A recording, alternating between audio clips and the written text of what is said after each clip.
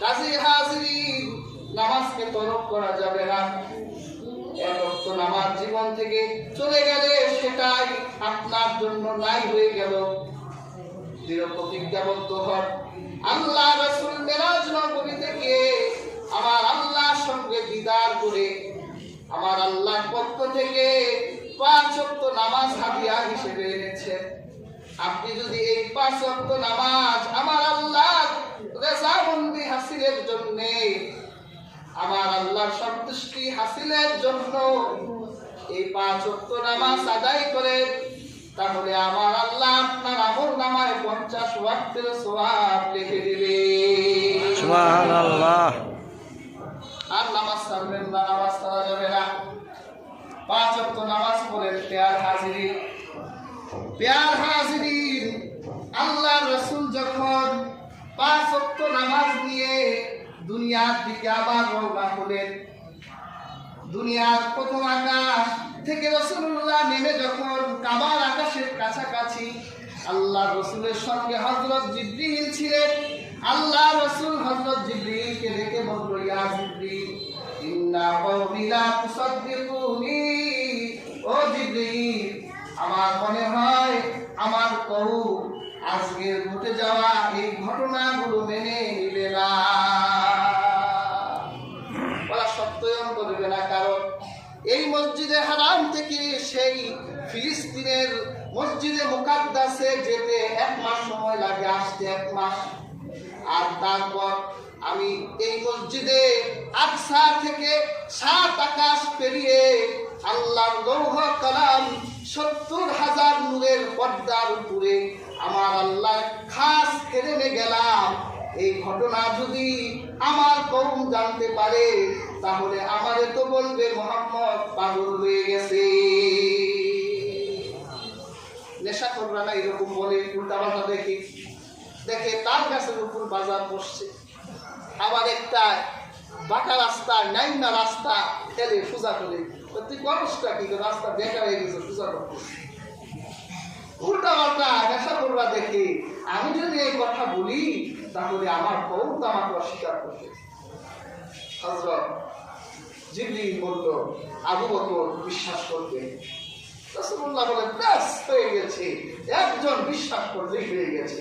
সুবহানাল্লাহ। রাসূলুল্লাহ ফজরের নামাজ পড়লো। ওই দিন কিন্তু ফজরের নামাজ ফরজ হয় নাই, নফল হিসেবে রাসূলুল্লাহ পড়লেন। ওই দিন যোহর থেকে কোন বর্ণনায় 10 ওয়াক্ত, কোন বর্ণনায় 9 ওয়াক্ত নামাজের ইমামতি হযরত জিবরিল করলেন। ফরজটা শিখাই দিলেন কিভাবে নামাজ পড়তে হয়। হাদিসের কিতাবে এসেছে রাসূলুল্লাহ ফজরের নামাজ পড়ে উম্মে হানির ঘরে থেকে গিয়েছিল, আবার উম্মে হানির ঘরে। উম্মে হানিকে বলল, উম্মে হানি, আমি তো এরকম দেখলাম, তা আমি যে আমার সচক্ষে দেখে এলাম, আমি কাবার চত্বরে গিয়ে আবু জাহেলদেরকে একটু শোনাই আসি। উম্মে হানি বলেন, আমি রাসূলুল্লাহ চাদর টেনে ধরলাম যে আপনি কখনো তাদের কাছে এই ঘটনা বললেন না, আপনাদের পাগল বলবে। রাসূলুল্লাহ যখন চাদর টান দিলেন, রাসূলুল্লাহ পেটের নূরগুলো আমি আমার সচক্ষে দেখতে পেলাম। সুবহানাল্লাহ। আমার দাসী নবুয়াকে রাসূলের পিছনে পাঠালাম, যাও দেখো কাফেরেরা যদি খারাপ বিহেভ করে দ্রুত আমাকে জানাবা। আল্লাহ হাবিব দেখলেন কাবার চত্বরে মুকরিম ইবনে আদি, আবু জাহেলা, ওয়ালিদ বিন মুগিরা বসে আছে। আল্লাহ রাসূল বলল, আমি গত রজনীতে বাইতুল হারাম থেকে বাইতুল মুকাদ্দাস, তারপর আল্লাহ ঘিরে গেলাম। তখন মুকরিম বিন আদি বলেছিল, মুহাম্মদ, আমার মনে প্রায় বিশ্বাস জন্মে গিয়েছিল যে তুমি হয়তো নবী হবা, কিন্তু আজকের এই ঘটনা শুনে আমি লাত আর উজ্জার নামের কসম খেয়ে বললাম, তোমার মতো ভণ্ড আকাশের নিচে আর নাই। নাউযুবিল্লাহ। আবু জাহেল তো চালাক, ও মিথ্যা বলল না। চুপ করে উঠে আবু বকরের বাড়ি গেল, এই তোমার দোস্তের খবর রাখুনি? আবু বকর বলে, কি হয়েছে? তোমার দোস্ত, তুমি তো ব্যবসায়ী মানুষ, কতবার তুমি ফিলিস্তিনে গেছো, তো তুমি তো জানো যাইতে আসতে কতদিন লাগে। তোমার দোস্ত নাকি গত রাত্রে গিয়ে আবার চলে আসছে। এটাকে আমার দোস্ত মোহাম্মদ বলছে? হ্যাঁ, এটা তোমার দোস্ত আমাদের সামনে সকাল বেলা এসে নিউজটা দিল আবু বকর বলে, আমি আমার রবের ইজ্জতের কসম খেয়ে বলি, যদি আমার দোস্ত মুহাম্মদ এটা বলে থাকে তাহলে আমি বিশ্বাস করে নিলাম। সুবহানাল্লাহ। আবু বকর আসছে, এমন বৈঠক বসলো, সালিশ বসছে, মুহাম্মদের কথা দেখবো কত সত্য। আমরা ঘুরে আসলাম, আচ্ছা মুহাম্মদ বলো তো বাইতুল মুকাদ্দাস দেখতে কেমন? রাসূলুল্লাহ রাতে গেছে, বাইতুল মুকাদ্দাস রাতে দেখা যায়? তো দরজা কয়টা বলো তো, জানলা কয়টা বলো তো। রাসূলুল্লাহ চেহারাটা যখন একটু মলিন হয়ে গেল, হযরত জিবরীল পুরা লাইট বাইতুল মুকাদ্দাসটা তুলে রাসূলুল্লাহ চোখের সামনে তুলে ধরল, বলতে সুবহানাল্লাহ। এই যে দরজা, এই কটা দরজা, এই কটা জানালা, এই দিক দিয়ে ঢুকে এই দিক দিয়ে বের হয়। আবু বকরের মুখে নূরের হাসি বইতে লাগলো, আবু বকরের চেহারায় ঈমান ভাসতে লাগলো। আর আবু জাহেলরা হতভম্ব হয়ে গেল, ঠিকই তো বলতেছে। রাসূলুল্লাহ বলে, আরো প্রমাণ চাও? আরো প্রমাণ চাই। আমি যখন বুরাকের গায়ে বসে, আমি যখন বুরাকের পিঠে বসে যাচ্ছিলাম, তোমাদের অমুক করতে একটা কাফেলা বুরাকের শব্দ শুনে একটা উট তাদের হারাই গিয়েছিল।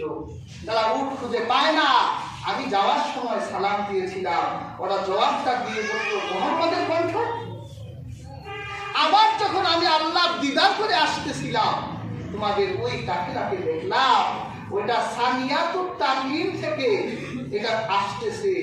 ওইখানে ওই কাফেলা সবার আগে যে উটটা আছে, উটটা ধূসর বর্ণের, উটের পিঠে কালো একটা দাগ আছে, সাদা একটা দাগ আছে।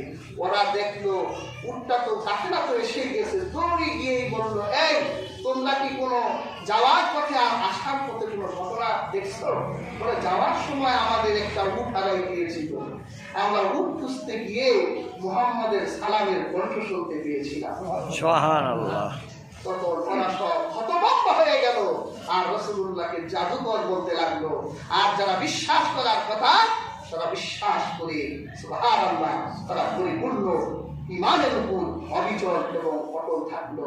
আর হাজরিন, সেই মেরাজুন নবী অনেক ঐতিহাসিকদের মতে এই রজব মাসেই হয়েছিল। ইংরেজি 27 তারিখে রাসূলুল্লাহ মেরাজ হয়েছিল। আল্লাহ সুবহানাহু ওয়া তাআলা আমাদের প্রত্যেককে এই মেরাজের শিক্ষা এবং এখানে যে আকীদাগুলো আছে, এই আকীদাগুলো গ্রহণ করার তৌফিক দান করুন। আমিন। রাসূলুল্লাহ বলেন।